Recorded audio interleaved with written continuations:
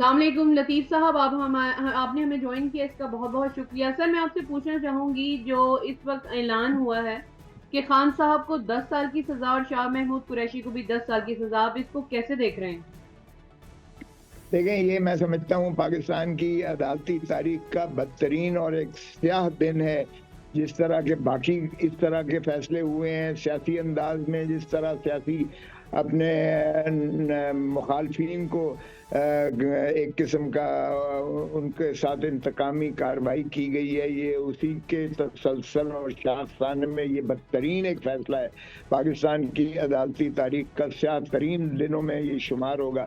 اور اگر یہ سمجھتے ہیں کہ اس طریقے سے پاکستان تحریک انصاف کے کارکن خائف ہو جائیں گے یا دب جائیں گے، تو یہ غلط فہمی میں ہے۔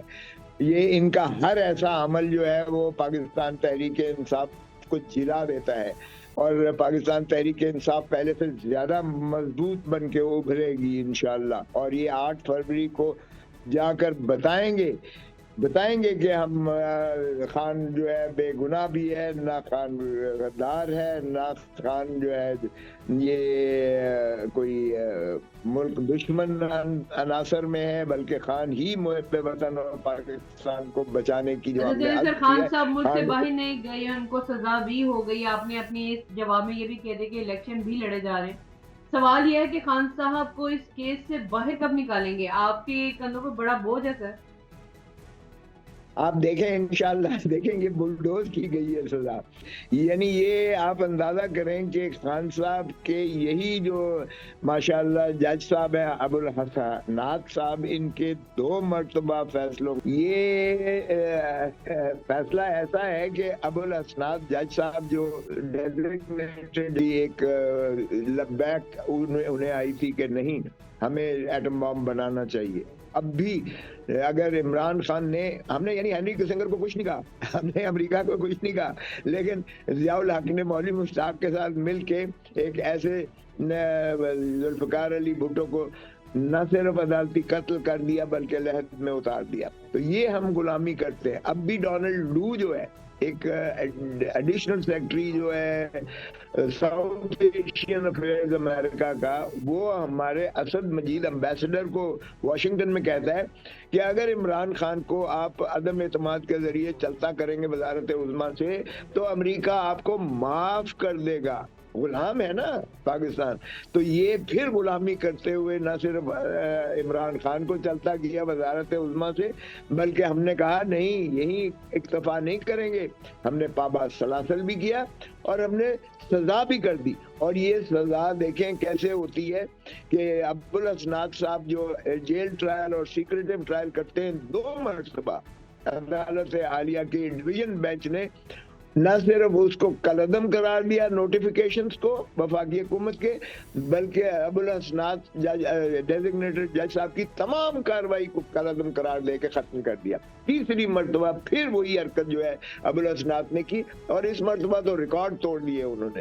یعنی انہوں نے، اگر وکیل صاحب نے جو کہا وہاں جیل ٹرائل کے دوران کہ جی میری سرجری ہے، کل کا نہ رکھیں کیونکہ سرجری میں نے کروانی ہے، کل ہی اگلے ہی دن رکھی گئی۔ اور اگلے دن کیا کیا کہ جو پروسیکیوٹر ہے یا رضوان عباسی، ان کے جونیئرز کو سرکاری خرچے پر عمران خان کا وکیل مقرر کر دیا عدالت نے، اور جرا جو ہے گواہوں پر کر کے، تو 9 گواہوں پر جرا کر کے آج کے لیے رکھ دیا تھا، اور آج بھی یک طرفہ طور پر 342 کا بیان کوئی صفائی نہیں دینے دی، کوئی بحث نہیں سنی گئی ہے، اور آج 10 سال سزا کی ہے۔ یعنی یہ پروسیجر تو ایک طرف رہی، نیچرل جسٹس تو ایک طرف رہی، آرٹیکل 10A ایک طرف رہا جس میں کہا گیا ہے کہ آپ ڈیو پروسیس کو فالو کریں گے، بنیادی حق ہے ڈیو پروسیس اینڈ جسٹس۔ تو نہ جسٹس کی گئی ہے، نہ ڈیو پروسیس اڈاپٹ کیا گیا ہے، نہ عمران خان کو وکیل رکھنے کا موقع دیا گیا ہے، نہ عمران خان کے وکیل کو جرا کرنے کی موقع دی گئی ہے، نہ عمران خان کو صفائی کا موقع دیا گیا ہے، نہ عمران خان کو اپنا موقف کا بیان کرنے دیا گیا، نہ بحث کرنے دیا۔ تو ایسا فیصلہ دنیا میں کسی عدالت میں چلا جائے، یہ اپیل میں ये ठहर सकता ही नहीं है। तो इंशाअल्लाह हम अपील करेंगे इसकी, और अपील में ये फैसला कलअदम करार देगा, उसी तरह मुतसवर होगा जिस तरह वो पहले फैसले को हमने जो है वो हाई कोर्ट में चैलेंज किया है, वो भी पढ़ने लायक है। और फिर सुप्रीम कोर्ट ने खुद इसी साइफर केस में जो उन्होंने फैसला दिया था जमानत के दौरान, उसके भी अगर आप निकात को देखें तो उसमें भी वाज़ेह तौर पर कहा गया है कि इमरान खान के इस यानी साइफर के जो डिस्क्लोजर या साइफर के रिटेंशन में कोई किसी दुश्मन मुल्क को कोई राज अफशानी नहीं की गई है, ना जो है इसकी शहादत है कि किसी दुश्मन मुल्क को इसका फायदा हुआ है। सो ऐसे में मुझे बताएं कि ये कैसे सजा की है, और ये शर्मनाक है, अदालत की तारीख की बदतरीन मिसाल है। और मैं समझता हूँ कि ये जो वही शाखसाना है कि इमरान को सजाएं करोगे, उसका ग्राफ और बढ़ता चला जाएगा। आप जितना जुल्म करेंगे उतना ही उसका रिएक्शन होगा। ये अवाम ना दबने वाली है, ना अवाम के दिलों से आप इमरान खान को निकाल सकते हैं। तो सर मैं पूछना ये चाह रही हूँ, क्या ये रिएक्शन सड़कों पे भी आने वाला है?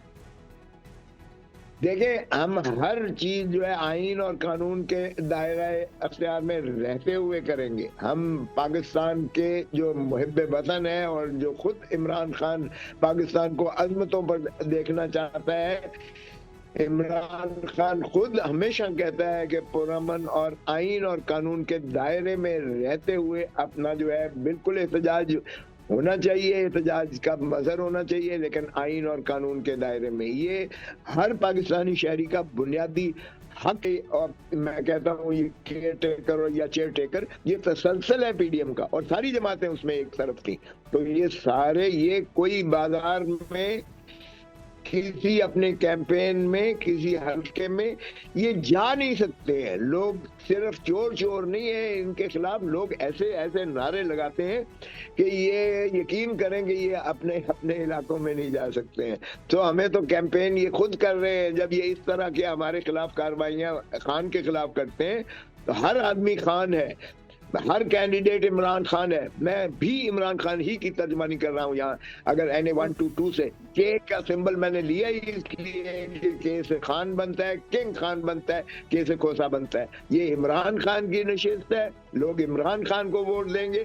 मुझे कोई गलतफहमी नहीं है कि मुझे वोट पड़ेगा, ये इमरान खान का वोट है और इमरान खान को लोग जिताएंगे। और इमरान खान लोगों की दिलों की धड़कन है, आप इनके दिल से दिमाग से नहीं निकाल सकते हैं। इंशाअल्लाह जितना आप रिप्रेशन, अभी एक और मैं आपको बताता चलूं, अभी एक और केस में भी ये सजा करने जा रहे हैं, तोशा खाने के केस में।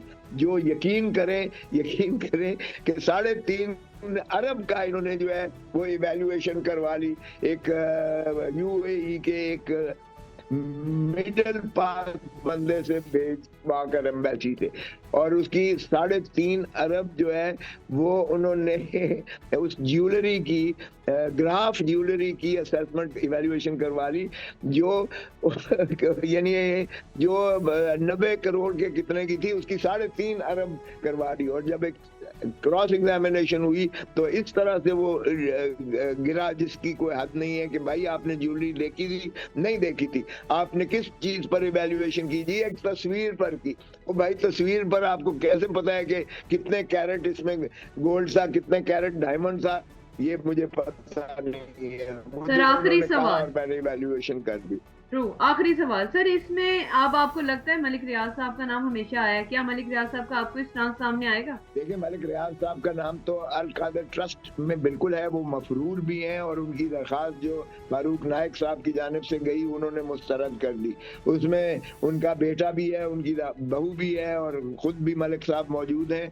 अब उनके खिलाफ क्या वो करते हैं या नहीं करते हैं। और इसी तरह अगर आप तोशा खाना में लें तो तोशा खाना में नवाज शरीफ के खिलाफ भी है, तोशा खाना में जो है जरदारी साहब के खिलाफ भी है, तोशा खाना का केस यूसुफ रजा गिलानी साहब के खिलाफ भी है, तोशा खाना का केस जो है प्राइम मिनिस्टर राजा परवेज अशरफ के खिलाफ भी है, तोशा खाना का केस जो है वो बाकी सारों के खिलाफ भी है जो वज़रा आज़म रहे हैं या सदूर रहे हैं। तो माशाल्लाह उनके खिलाफ क्यों समाअत नहीं हो रही है, सिर्फ सिंगल आउट पाकिस्तान। जी जी, अब मेरे ख्याल में आवाज आ रही है। सो जी, आ रही इसलिए ये सिंगल आउट करना ये आइन की बुनियादी रूह के भी खिलाफ है। आर्टिकल 25 के खिलाफ आप किसी को सिंगल आउट नहीं कर सकते। बाहर कैफ जितना तुम जुल्म करते जाओगे पाकिस्तानी अवाम उतनी ही मुश्तइल हो रही है।